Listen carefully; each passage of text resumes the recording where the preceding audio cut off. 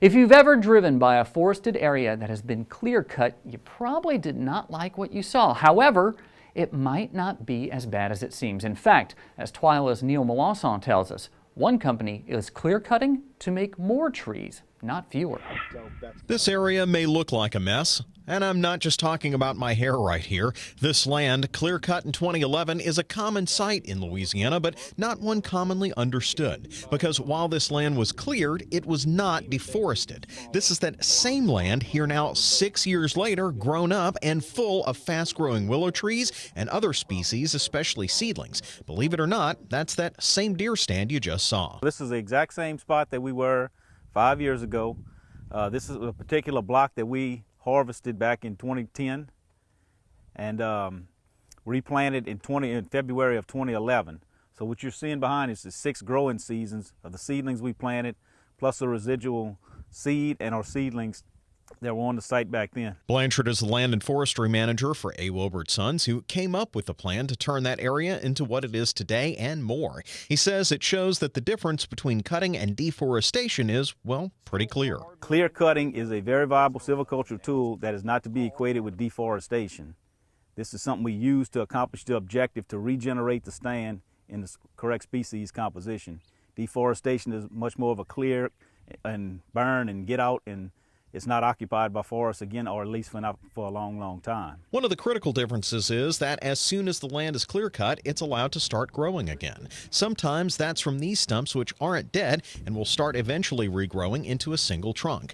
Other times, forester Marcus Rutherford says, Mother Nature just needs a little help getting things growing again. If Mother Nature has not provided the adequate seed source, sometimes it's not even just a site issue. Sometimes Mother Nature doesn't give you the adequate seed source you need on any given year and the year that you harvest, so you may need to give it a little bit of a boost. The clear-cut site behind Rutherford is just the start of a 60-year cycle that keeps the land growing. It's managed so that 80% of it is forested and the remaining 20% is growing back into forest. So the clear-cutting is just part of what's called an allowable harvest. And that allowable harvest is what we can harvest every year on a sustained yield basis perpetually. In other words, they can harvest trees forever and there will always be more trees on the land. In addition, clear cutting can be a boost for wildlife, which uses the land now exposed to sunlight. All of the sunlight that's going to be hitting the ground is going to produce lush green browse for deer. It's going to provide nesting habitat for birds,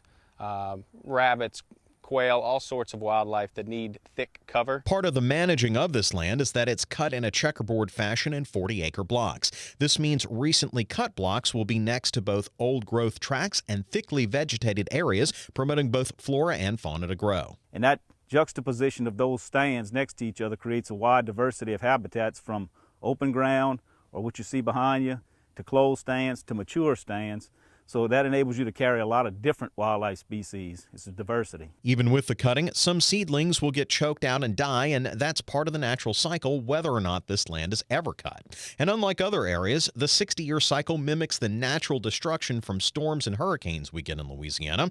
However, by doing these structured cuts, they eliminate a lot of the damage caused over time through rot. It looks like I said, it looks pretty ugly. It looks like there's a ton of debris around here, but with the conditions we have in South Louisiana, the high humidity, the high temperatures, the long growing season, this stuff will break down very quickly and basically naturally fertilize our next stand of trees.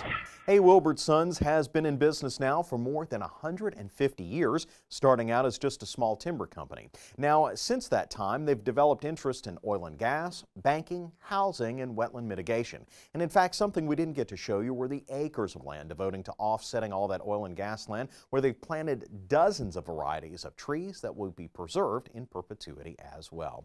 And Avery, another thing they've developed is an internship program through LSU. Just like they've brought out wildlife researchers to do all those studies on white-tailed deer and everything that we saw, they're bringing out now graduate students who can earn, a small amount of money out there to work out there in that wonderful living laboratory they have. And I know when you and I went out there with Vic Blanchard a few years ago and saw what they do, why they do it, and how the groceries come up for all the wildlife, it was so interesting, and I'm sure students would find that interesting as well. I found it interesting going out there just 5 years after that area they demonstrated clear cut. You know, we got to see all of that stuff that Vic said came to pass, did come to pass. All the stuff had rotted down and is now fertilizer for those trees, those early willow trees that had grown up 25 to 30 feet tall. Oh, Unbelievable. Wow, that is unbelievable. It's amazing what management and Mother Nature can do together. Thank you, Neil Melancon.